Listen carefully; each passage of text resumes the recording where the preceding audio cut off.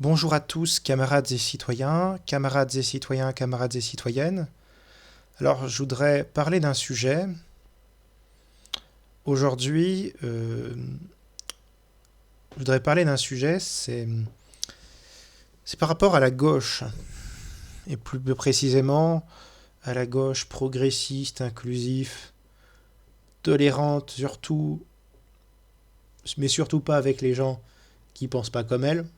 Bref, euh, la gauche intersectionnelle qui voudrait faire cohabiter néo-féministes, islamistes et LGBT. Bon, autrement dit, la petite bourgeoisie.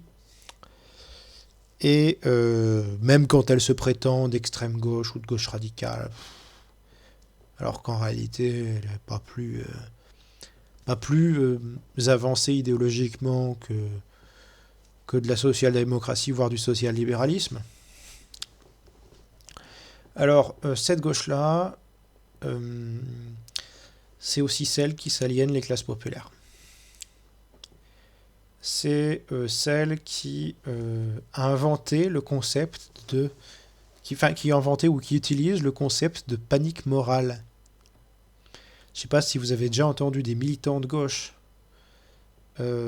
qui vous parlent de panique morale, mais lorsque dans les classes populaires, il y a des gens qui sont critiques des éléments suivants, à savoir, ou qui redoutent les éléments suivants à juste titre, à savoir la question de l'islamisme, la question de l'insécurité, du wokisme ou de l'immigration, ces quatre sujets-là, grosso modo, l'islamisme, l'insécurité, l'immigration, le wokisme, enfin, on peut mettre dans un ordre différent, bon, eh bien, vous avez toujours un militant de gauche, ça peut être un Mao, hein, même s'il prétend être un Mao occidental, qui n'a rien à voir avec un maoïste chinois, hein, qui vous, c'est le même qui vous parle de ligne de masse alors qu'il n'est même pas foutu d'enquêter sur ce qu'est l'opinion populaire. Bon, la ligne de masse, c'est une méthode qui consiste à élaborer la ligne du Parti communiste sur la base, chez les Mao, sur la base d'une enquête faite sur les besoins des masses populaires. C'est pas trop bête pour ce qu'elle Mao, pour ce que la dérive gauchiste maoïste est. La ligne de masse, c'est quelque chose de plutôt positif, malgré le fait que le maoïsme est une dérive gauchiste tout à fait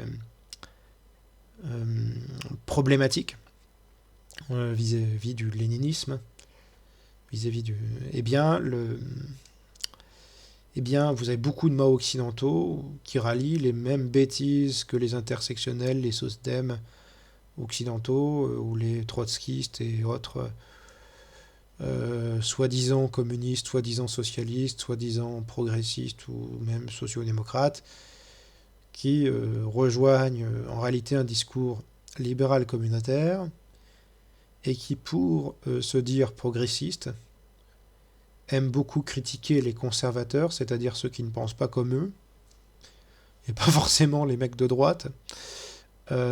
Et dès que vous avez un mec de gauche ou de droite qui s'inquiète sur l'un des sujets suivants, à savoir l'islamisme, l'insécurité, le wokisme ou l'immigration,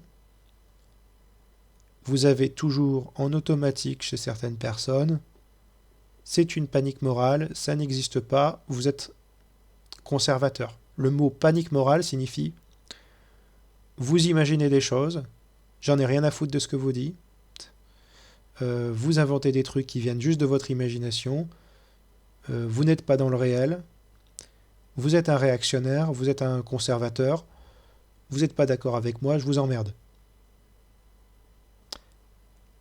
Ça, c'est le niveau de capacité de dialogue de ces militants-là.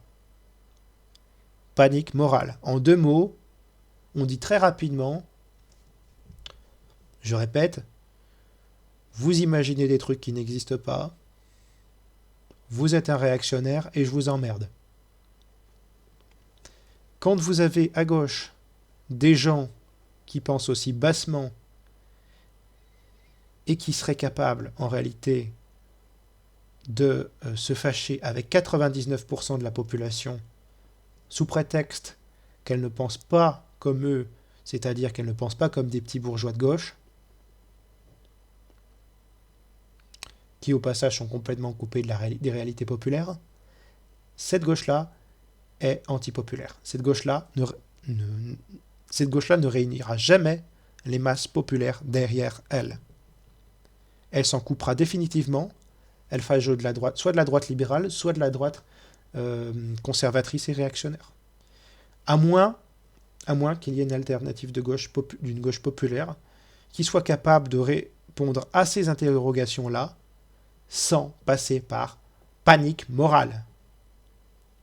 Panique morale, c'est le prétexte pour ne pas aborder un certain nombre de préoccupations populaires.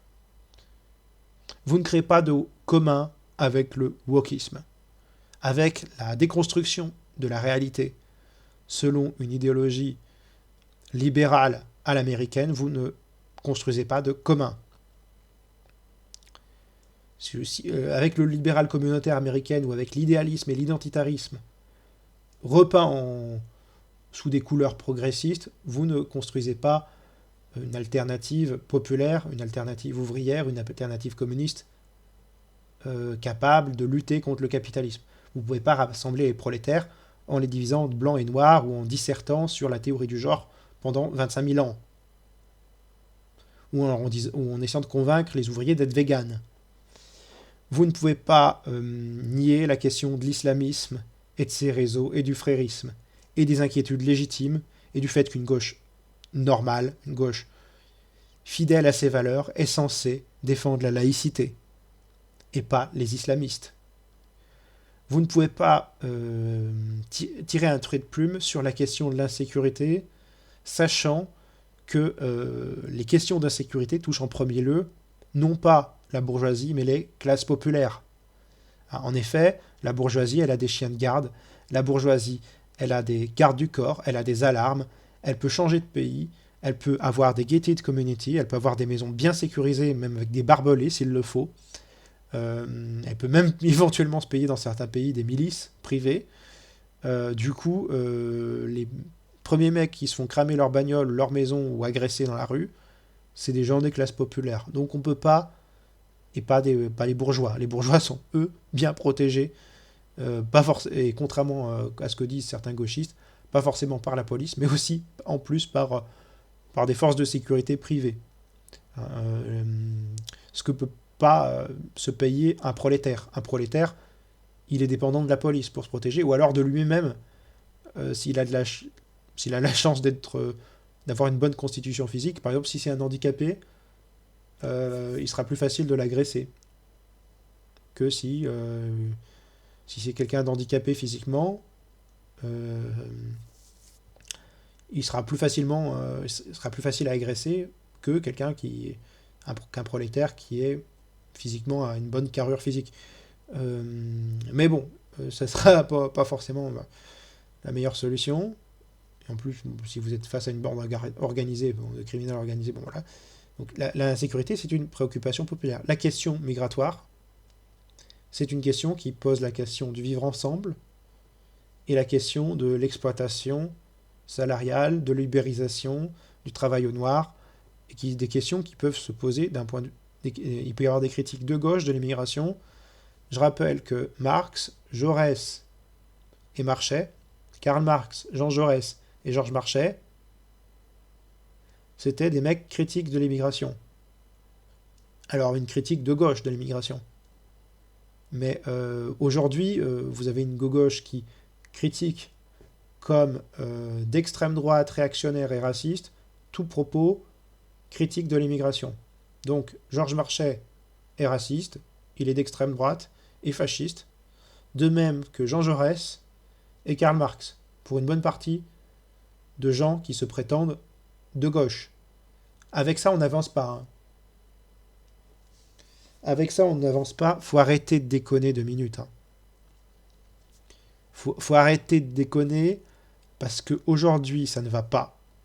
Et on a une gauche qui se sectarise pour dire n'importe quoi, qui n'est plus capable d'être une gauche populaire et qui s'intéresse plus qu'à la petite bourgeoisie, la plus lumpen et au lumpen le plus dégénéré. Donc, et elle s'étonne de nourrir la bête immonde. Elle s'étonne de la montée de l'extrême droite. Alors, j'ai bien envie de dire, une bonne partie de ces gauchistes qui vous parlent de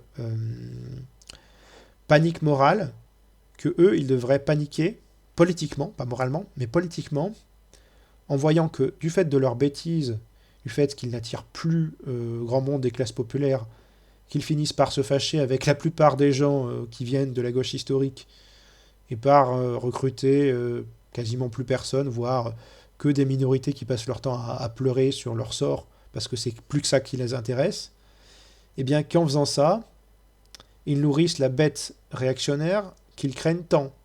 Hein, c'est les mêmes mecs qui te disent panique morale H24 et qui se disent oh là là, ouin ouin ouin, l'extrême droite, le RN, ça monte, il y a une fascisation,